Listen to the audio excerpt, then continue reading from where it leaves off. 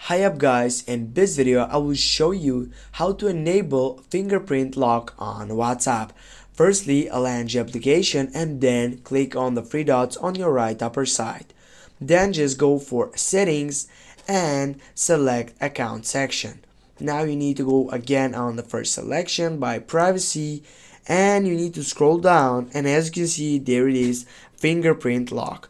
Click on that and you need to unlock your fingerprint with typing on that button.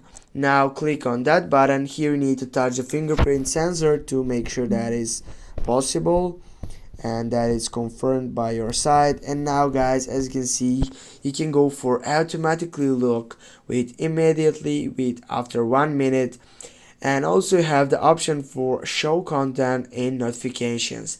Thanks for watching. Don't forget to hit that like and share the video. See you soon.